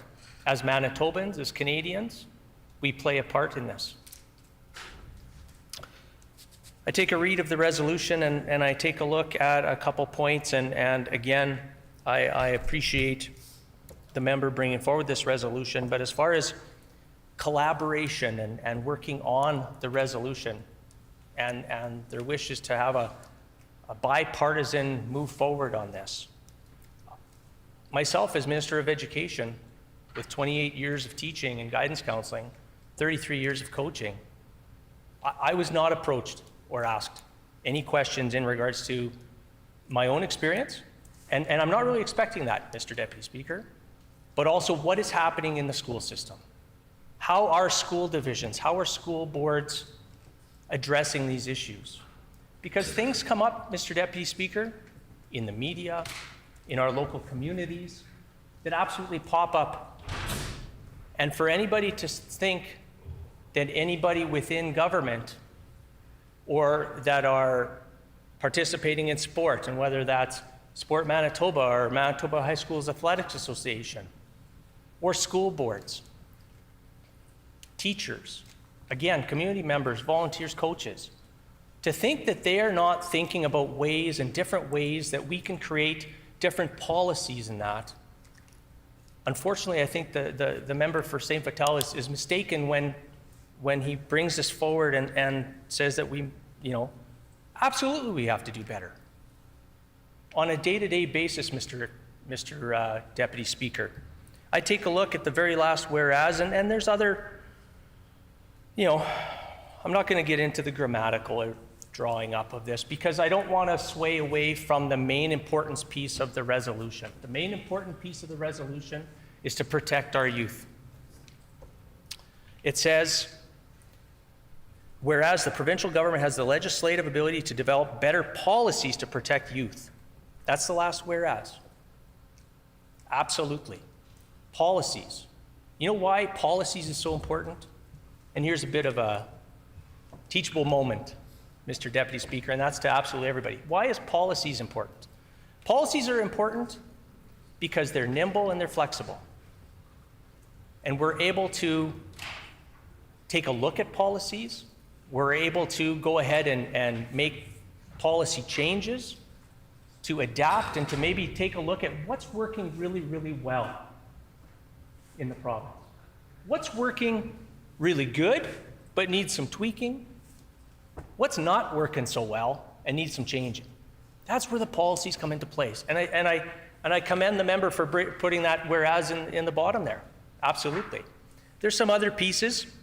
And again, what is starkly clear to me in the resolution and also conversations that I've had with various coaches and volunteers, community members, teachers, leaders of 35 years plus is the fact that we do have programs in place. Are they absolutely rock solid perfect? Or are they going to protect each and every youth moving forward?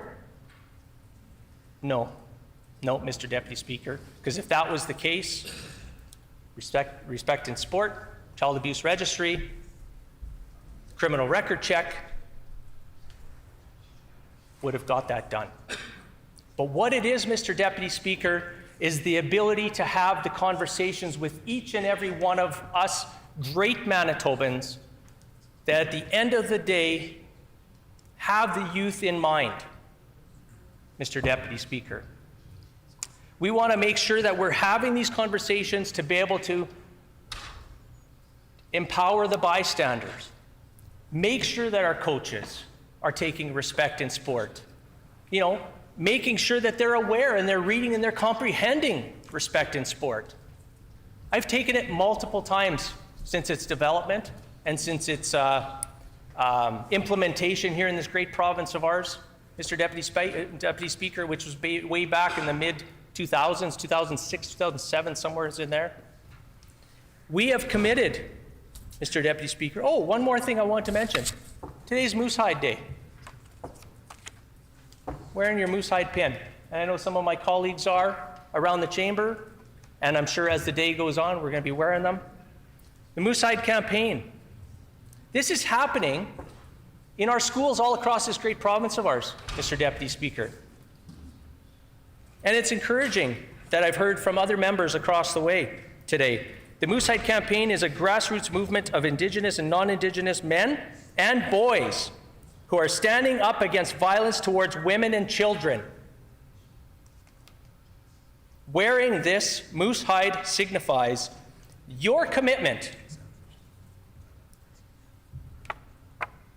to honor, respect, and protect the women and children in your life. And that is fitting that we're bringing this resolution today, because we're having these conversations. I want to say, Mr. Deputy Speaker, in the short amount of time that I have left, we are working very closely with Manitoba School Boards Association, the Board of Directors, trustees, teachers, Manitoba Teachers Society, all the education partners across this great province of ours. And just yesterday, I did send a mandate letter for all school personnel to complete the Respect in School program between September 1st, 2022 and June 30th, 2023, Mr. Deputy Speaker. We have a lot more conversations to have on this very important topic. Thank you, everybody, for joining us. The Honourable Minister's time has expired.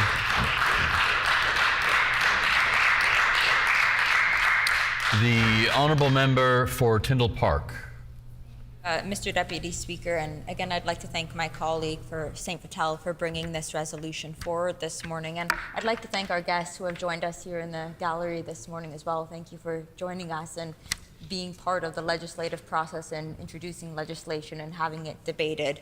I am going to keep my remarks very short, as I'd like to see the legislation passed here this morning, Mr. Deputy Speaker, but there are a couple of things I just wanted to get on the record. I would be remiss if I didn't make reference to nomads and Sisler Spartans. They haven't yet come up this morning, and I know we're talking about sport culture, something that I personally am not too familiar with, but I do get to attend a lot of football games in my constituency. One of the things that Winnipeg Nomads, North Nomads, as well as Sisler Spartans always make me aware of is that this government has a role to play when it comes to protecting those who are playing sports, our athletes, Mr. Deputy Speaker. And one way that they can do this is also by helping us invest in and ensure that we have proper equipment.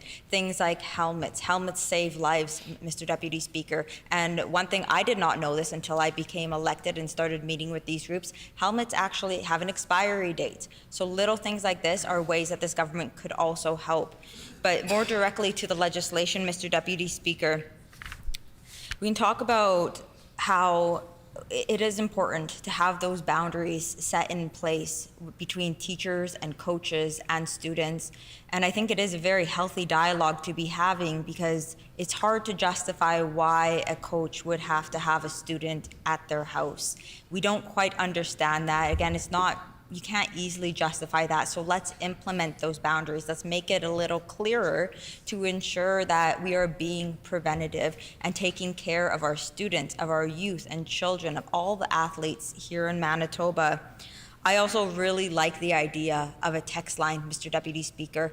I know more and more often people are very comfortable with texting, and less so with making phone calls, even less so with in-person conversations sometimes. And this is for a myriad of reasons, whether it's from being able to do it from the comfort of their homes and they're familiar with it, whether it's being able to be a little more anonymous by being able to send a text rather than have to go and see someone in person. When a person is feeling vulnerable, perhaps a victim who have experienced some form of harassment or abuse, let's be creating opportunities for them to bring these issues and these experience of theirs forward, Mr. Deputy Speaker. I have two more quick thoughts. One, I know it's been referenced on both sides of the House, the rule of two, and I just wanted to read this. This actually comes from Prince Edward Island back from 2019 when they implemented it. The rule of two requires at least 2 trained or certified coaches to always be with a minor athlete in any potential vulnerable situation, ensuring one of them are the same gender as the athlete. Mr. Deputy Speaker, this really protects all the parties involved. It protects our school systems, it protects coaches and teachers, it protects students and athletes. Again, it's just a way to take these preventative measures. Prince Edward Island also implemented some abuse and harassment policies. These are things that here in Manitoba we could be revisiting again as well. Let's take a page out of their legislature, Mr. Deputy Speaker. The last thing I want to talk about is, and I've mentioned this quite a few times over the last few years, the idea of regulating therapy. And again, it's been talked about by members in this House here this morning. There is a need to ensure that whether it's our student athletes, whether it's victims of any kind, Mr. Deputy Speaker, anyone who needs to talk, they should have access to regulated therapy. This one means making it affordable. Right now, therapy in Manitoba, it is very unattainable and out of reach to so many because there is no coverage for it, Mr. Deputy Speaker. And by regulating therapy, it would allow larger coverage so people could actually afford to get therapy and have therapy in their lives, any sort of psychotherapy, Mr. Deputy Speaker. The other reason it's incredibly important that it becomes regulated is we want to ensure those providing these therapeutic practices have the proper training in place. Right now, Mr. Deputy Speaker, anyone can be a therapist. You can graduate you don't even have to graduate high school. You can set up shop and have your own private practice. And this is dangerous, Mr. Deputy Speaker. People are not aware of this, and oftentimes people are going to see therapists with no credentials. Let's make sure we regulate therapy here in the province of Manitoba to make sure we have proper, well-trained, competent therapists in place and ensure that people can afford to go to therapy, Mr. Deputy Speaker. So, Mr. Deputy Speaker, with those few words and with just a couple minutes left on the clock here, I'm going to cede the floor and hope to see this resolution passed unanimously. Thank you.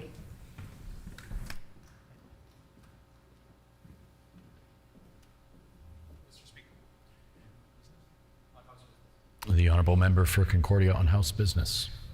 Thank you very much, Mr. Speaker. I recognize that folks want to move ahead with a vote on this important resolution today. However, I do also understand that there are some members who would also like to put some words on the record. So I'd simply like to ask leave of the House that we allow for 2 further speakers, specifically the member from Fort White and the member for St. James, and to not see the clock until they've had a chance to speak and we've had a chance to vote on this important resolution. Is there leave of the House to not see the clock until 2 members have spoken, namely the member for Fort White and the member St. James. For St. James, after which there would be a vote on this matter? Is there leave for that request from the member from Concordia? I hear a no. Leave has been denied. The Honourable Member for Fort White. Thank you, Mr. Deputy Speaker. First off, I want to acknowledge, I apologize, I didn't get to it earlier. I want to acknowledge all the coaches, leaders, and volunteers for coming out today and being in the viewing gallery. And thank you for all your work you do day in and day out with all the students and athletes and youth. As a youth athlete myself, I wouldn't be here today if it wasn't for people like you. So thank you for that. I also, like the members opposite, want to acknowledge the survivors. Their bravery, their courage, their strength for coming forward. These things should have never, ever happened to you.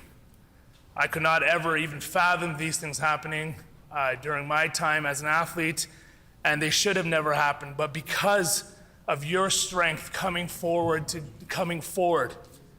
because of what you're doing, we are going to work to make sure this never happens again. So thank you for coming forward with that. Order, please. When this matter is again before the House, the Honourable Member for Fort White will have 9 minutes remaining. The time being 12 noon, this House is recessed and stands recessed until 1:30 p.m.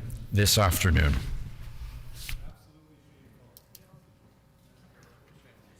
shameful, guys. That's shameful.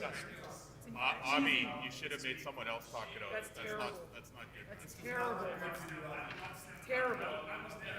Each and every one of you is shameful.